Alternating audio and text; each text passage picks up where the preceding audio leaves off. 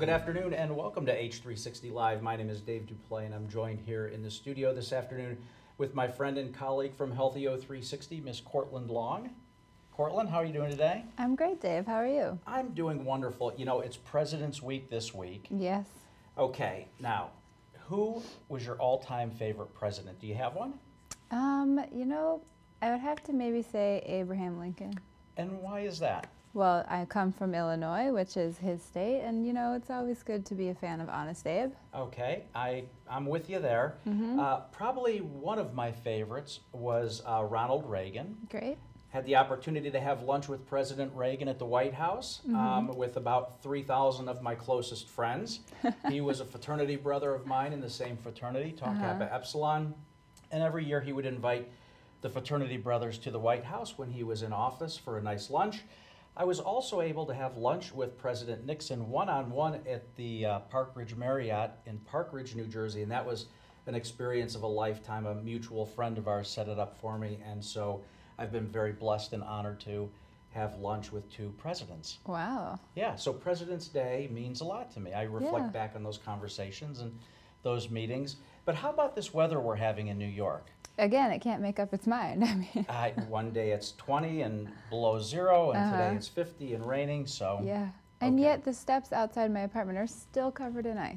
They are covered in ice. Well, you know, we have a fantastic show today because Gracemarie is coming into the studio, and you know, Gracemarie is a world traveler, and she lives with a disability, and she has a very inspiring message to share with everyone today, and I can't wait to get her in here because she's going to talk about travel and some of the tips and tricks that she's learned over the years, and she's going to deliver a very powerful and inspirational message. So, Courtland, I'm really looking forward to Gracemarie coming in. Me too.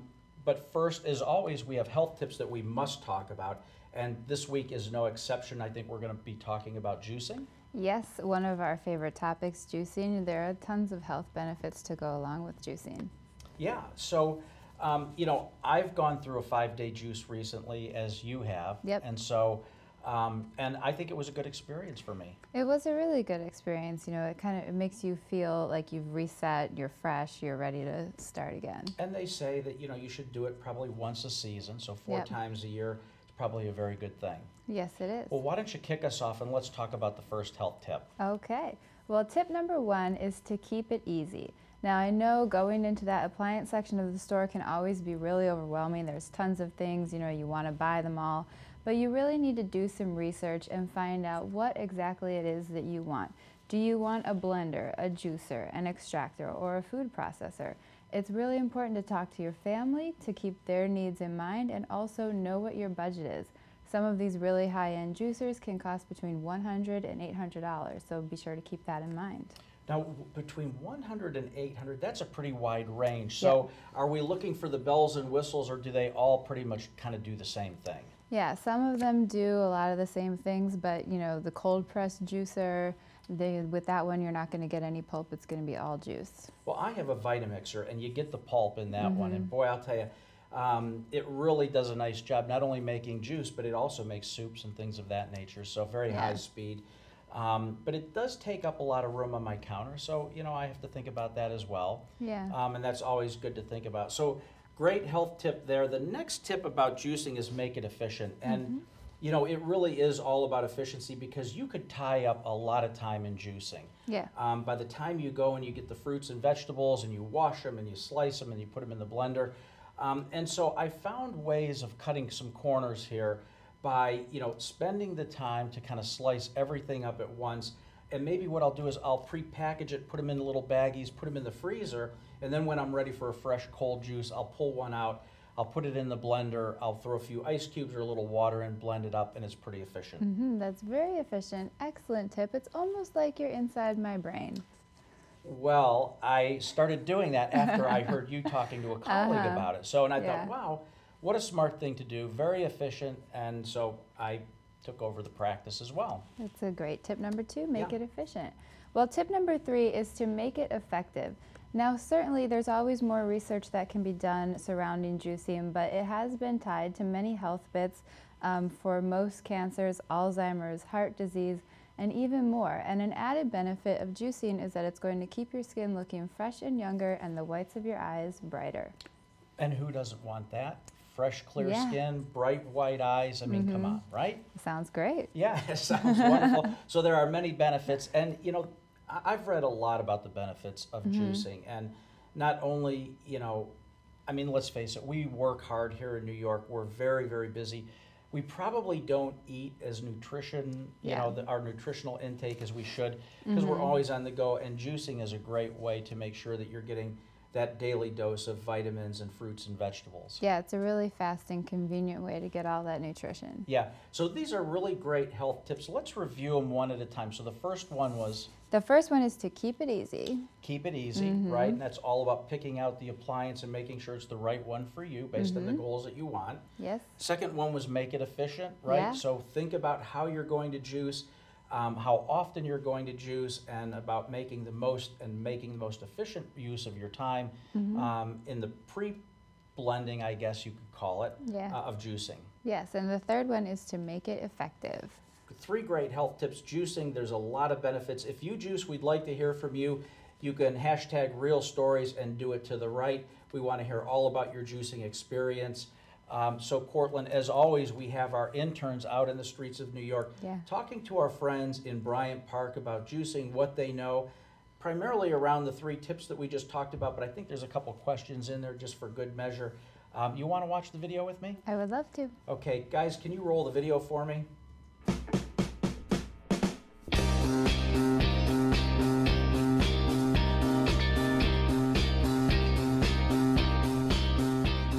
Have you heard of juicing? I have heard of juicing. I have. Yeah. Yeah. Yeah. You have? Yeah. What are some of the benefits that you believe come from juicing? Well, it's a more natural way to drink juice and to consume fruit every day, because most juices that you buy, even if you think it's healthy, it's pretty processed. It helps you get like a way more concentrated nutrition out of the fruit.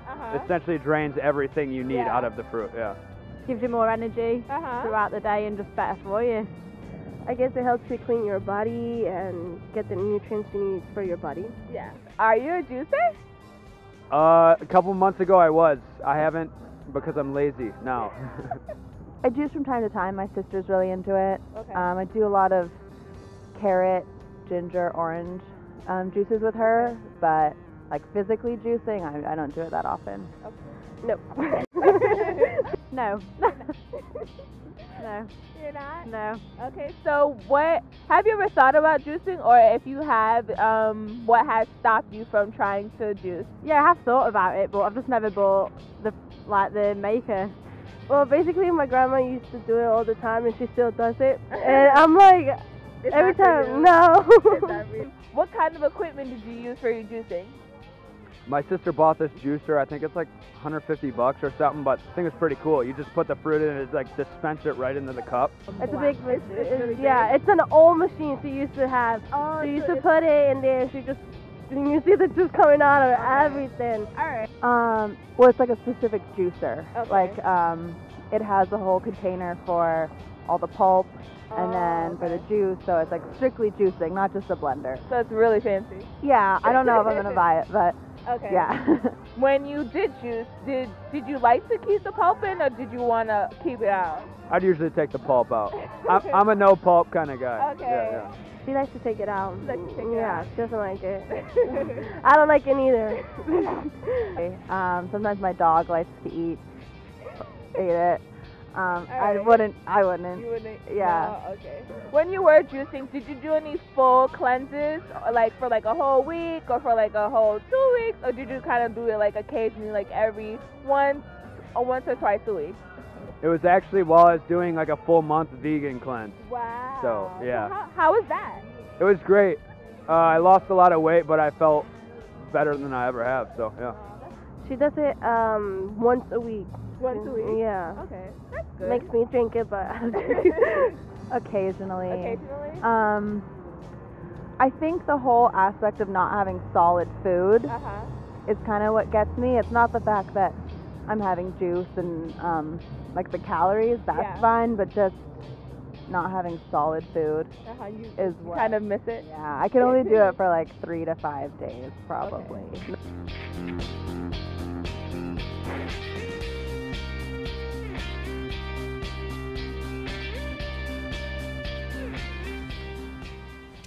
Well, Courtland, what'd you think? Well, it was an excellent video. One of the young men, he actually does juice from time to time, so I thought that was very encouraging. And you know how we always talk about healthy habits? They first begin with parents and grandparents. They do? So one of the young women, her grandmother actually is a very avid juicer, juices every day, has a huge old school juicer, but I was surprised that that habit didn't carry forward onto her. Yeah, interesting, right? Well, the grandmother must have been well ahead of her time because juicing has just really kind of gotten popular in the last year or two, right? Yeah, it has. I mean, it may have had a kickback in the 70s also, but yeah, I mean, great that her grandmother is so healthy with juicing. Yeah, absolutely. Great video. Our interns did a great job. The New Yorkers that we interviewed did not disappoint. We saw some characters out there as well. I hope you liked it. If you did, hashtag it to the right. We want to hear from you.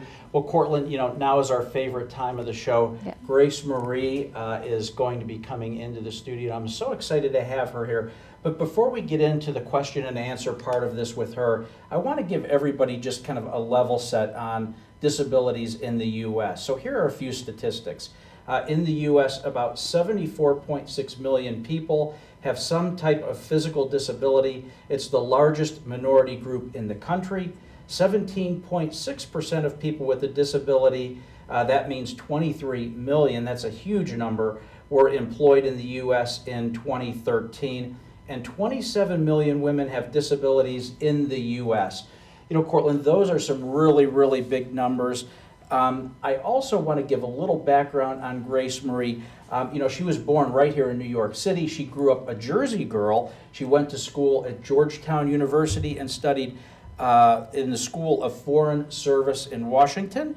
Her senior year, she won a Rotary Scholarship, and she's off to Switzerland, where her international travels began. She's the full-time head of international affairs at the European Society for Medical Oncology, located in Lugano, Switzerland. We're going to hear all about that. And she considers her people like herself who have a physical disability to be strong and courageous, and that's the message we're going to talk about. Gracemarie, it's so good to have you here. Thank you very much, Dave and Courtland. I'm very excited to be here today. I love what you're doing, and I watch your show all the time. Oh, great. Thank you. Well, Grace, can we first start off with just sort of providing everyone with an explanation of what exactly constitutes a physical disability? I think the best definition comes from the World Health Organization, and they look at 3 criteria. The first criteria is impairment. The second criteria is the inability to perform daily tasks, and the third criteria is the inability to participate in social activities. So as you can see, the definition is much broader than just health. And I like their description because they also go on to provide a solution, and they talk about the need to remove barriers. And when we talk about traveling with a disability, it's very important to remove barriers to access. So what we're talking about today is important for every one of us because all of us can become disabled at some point in our lives. Some of us are born with physical disabilities, others can be acquired during our lifetime through an accident, through an illness, or even just the simple fact of growing old. Now, there are a lot of new technologies out there that can really make the lives of people with physical disabilities and even their travel much easier. The problem is they need to be affordable and they need to be accessible to everyone who needs them. Yeah, you know, you're so right. Affordable and accessible. I think those are 2 key words here. And you know, even as something as simple as an app on a smartphone to help you through the planning process, or you know, just the understanding of the layout of certain airports, I think is really important. But you know, travel, I do a fair bit of travel myself, and I totally get what you're talking about, some of the challenges. And I know because, you know, depending on where I'm going and how long I'm staying and whether I'm checking luggage or carrying it on, there's the challenges of, you know, getting through security and getting to the gate. And then, you know, many times I fly into airports and I have a connection and then I have to take a train or a tram over to another terminal. And it gets very complicated very quickly. And I would imagine, and what I'd like to know from you is, does that get heightened with a disability, and what are some of the important things that people with disabilities when they travel should keep in mind? Well, just living with a physical disability is challenging enough, but traveling can be challenging in the sense that you need to plan better. You need to take into consideration that things take more time. You need to consider that maybe you have to pay for some things because you need some special assistance, and you need to have the courage to ask for help. So let me give you some examples. For example, if it takes you maybe 5 minutes to get your luggage out of the car and get it to the check-in, it may take me 20 minutes. And if you can do that on your own, free of charge, I have to pay a porter to help me. If you book a hotel in the city, you may be able to book any hotel that you want, but I have to make sure that I have a hotel, first of all, that has a ramp so I can get into the hotel. I need to make sure it has an elevator so I can get up to my room, and I need to make sure that it has a handicapped accessible room so that I can use the bathroom facilities. Yeah, let's take these one at a time. Let's talk about the airports first. You mentioned the porters that are there to help you with your luggage, and but what are some of the other things, what are some of the other services or people that are at the airport location that can help people with disabilities? There are really a lot of good services there, and what it's called is called special assistance. So it's a service that will take people from check-in through security to the gate of their airplane, and it will also help them to board. So special assistance is something that is free of charge, and it has to be booked in advance. You can do that when you book your ticket, or you can call the airline directly. And since all airlines have toll-free numbers, I prefer to call the airline directly, because special assistance is a general term, and I need to tell them exactly what I need. So for example, when I call and ask for special assistance, I tell them that I need wheelchair assistance, which means that I have difficulty walking long distances and I need someone to come and pick me up either in a cart or wheelchair and take me through all the way to the gate. The other thing that they do is they want to know if you can do steps, because sometimes the aircraft may not be at the gate, but it may be out on the tarmac. And that means you need to take a bus and you need to go up a long flight of steps, and that could be in the rain, in the wind, and it could be very slippery. So because I have difficulty with steps, that's another important piece of information that the airline needs to know from me. And in that case, they would organize for me what's called a high loader, which is a special vehicle that has an elevator-like function and will let me board the plane exactly as I would if it were at the gate. In addition, the airlines also offer to people with physical disabilities the possibility to check free of charge. That's in addition to all of their checked baggage, a mobility device. So you can check free of charge a wheelchair, a walker, or a scooter. The important thing to remember is that if it needs to be disassembled because it's too large, that you need to bring the instructions, and you need to be able to describe to them exactly what type of batteries they have, because different types of batteries require, by law, special handling.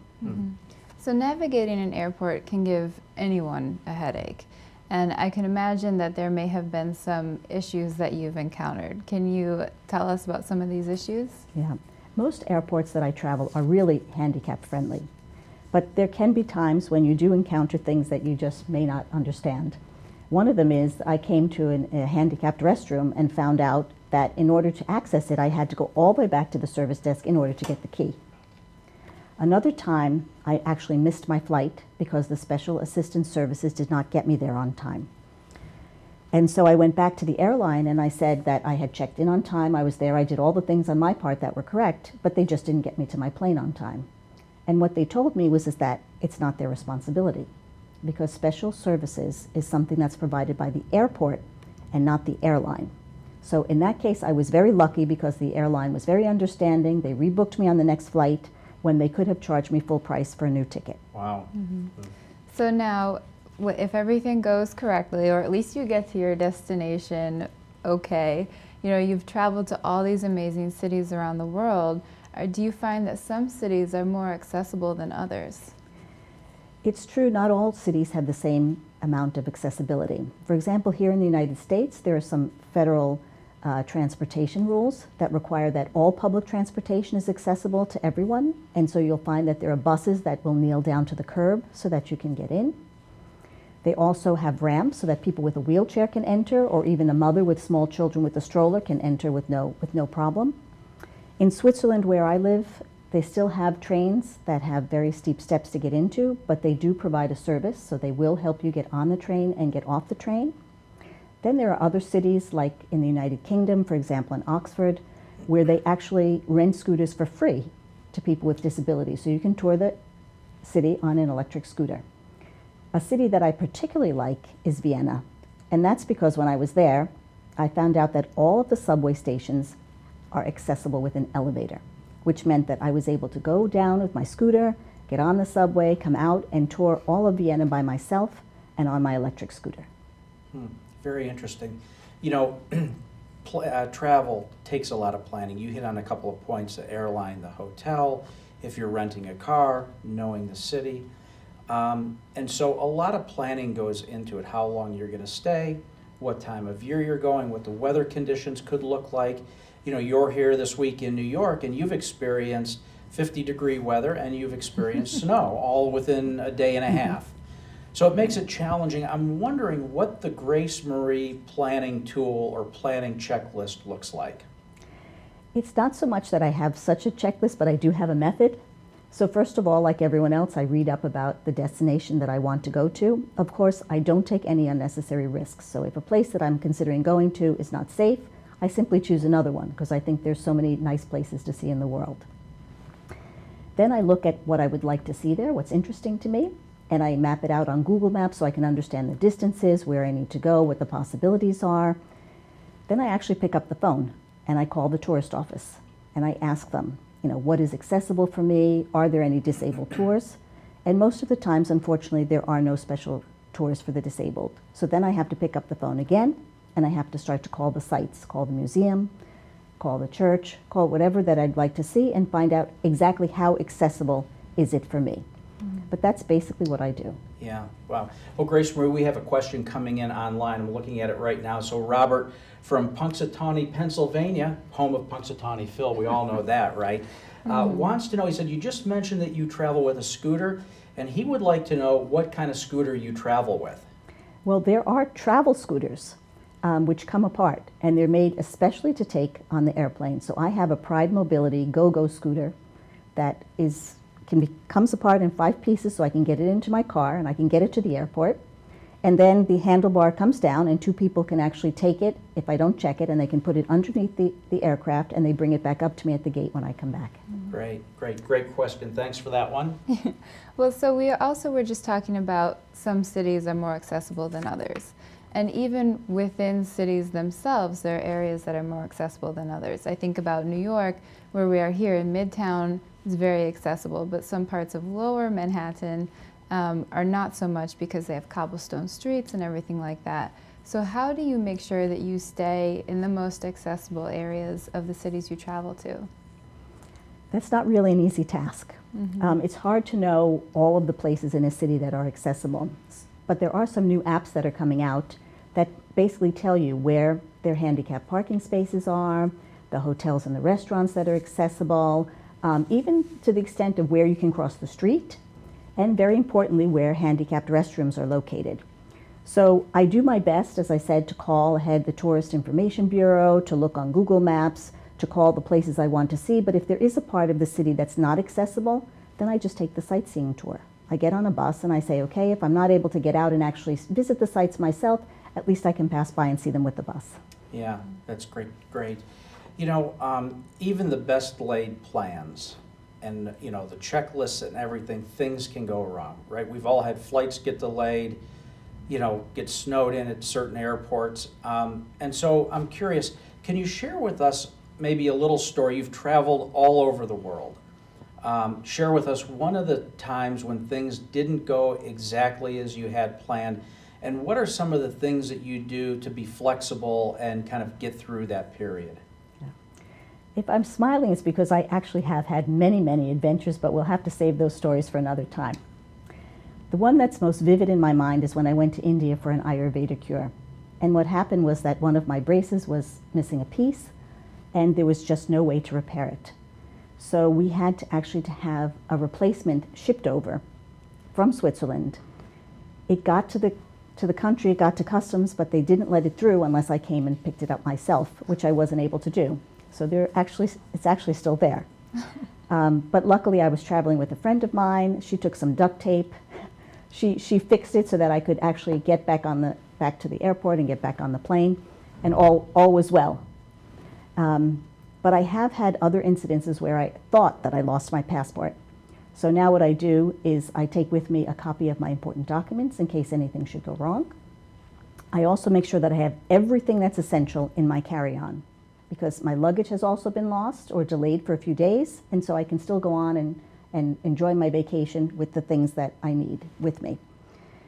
Prescription medicines, I was in a foreign country and I had a doctor fax to me a prescription at a pharmacy, but I realized that had it been after hours and had it been on the weekend, that would not have been possible. So now I always travel also with a copy of a prescription in case I should need a medication while I'm traveling. And the last thing we talked about is the weather. You know, you never know what kind of weather you're going to experience, so if I do book a hotel, I try and make sure that there's a restaurant on site, so that if there is bad weather, at least I have something to eat. And if I'm visiting with friends, that they can come and visit and enjoy a meal with me at my hotel. Yeah, you know, that's a great story. And the whole thing about the duct tape and your brace, you know, duct tape is great. You know, when I was in high school, I had a car that was held together with duct tape, probably 90% of the car. And so I'm with you on that one. I'm sure it did a great job. I'm sure it did. You're still here today to talk about I it. am still here to talk about it. That's exactly right. Yeah. Well, you've traveled to so many different countries, experienced so many different cultures, and we know that attitudes change from culture to culture. So are there some attitudes about people with physical disabilities that you've experienced in different countries and cultures? I have to say that everywhere that I've gone, people have always been very happy and willing to help me. I have never asked for help and been denied help. In fact, when I was in Naples very recently, the tour guide went the extra mile and actually helped me to see Pompeii, which is an archaeological ruin and something that I never would have been able to do on my own. What I've also found, though, unfortunately, is that some of my friends with physical disabilities have told me, very recently also, that people say that if you have a physical disability, you should remain at home. And I think that's a perception that we need to change. People with physical disabilities should not be seen as weak and helpless. They should be seen as strong and courageous, because that's how I feel that they are. It takes an enormous amount of strength and courage to overcome the barriers and the challenges that they face every day. So what I would like them to do is I would like them to rethink what they think is impossible, to realize that they can travel to the destination of their dreams, and to know that there are people and resources out there that can help them. You know, that's a really powerful message, and I agree with that 100%. And I think you're simply amazing, don't you? I absolutely do, and we happen to know that some of your friends actually call you Amazing Grace. Can you maybe tell us a little bit about why that is? It's very interesting that people find that what I do is amazing. What they tell me is that even without a physical disability, that they would not be able to do all the things that I do. They just wouldn't have all the energy to do it. And I think maybe the reason that I do so many things is because when I wake up in the morning, I believe that what I want to achieve is possible. I don't see myself as disabled. I see myself as whole, as healthy, and I don't let my physical disability stop me from doing any of the things that I want to do. Yeah, you know, you definitely don't let your disability define who you are as a person, and I think that's an important message that everyone should take away from this broadcast. I really do, because, you know, it's what is in your heart that matters, and that keeps you going day after day. It certainly does. So, Gracemarie, you know, we've covered a lot of ground here, a lot of great information, very inspirational, very amazing, amazing Grace. If there's one thing that you could leave our viewers with, one final message, what would that be?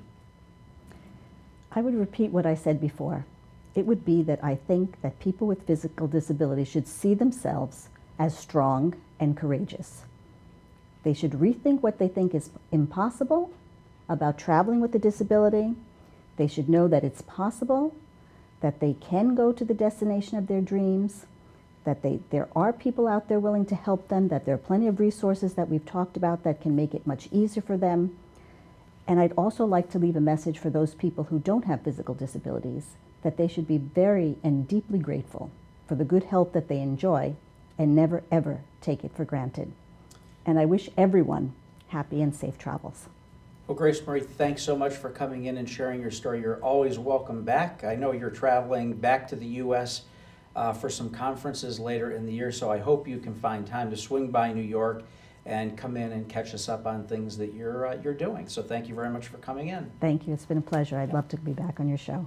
I'd like to thank our viewers for tuning in, and I'd like to thank once again our sponsors for making this all possible. Remember, all of our episodes can be viewed on demand at healthy360.com, and our podcast can be found in the iTunes store. Well, we are all about social media, and I'm going to let Courtland talk about that. We're all over Facebook, Twitter, Instagram, and Pinterest. We use the hashtag #RealStories when posting, and we'd appreciate it if you would do the same. On behalf of Dave Duplay, myself, and the entire Healthy360 family, we'd like to thank you again for joining us today, and we look forward to seeing you next week when we're chatting with Sharon Manor of Ashrams for Autism.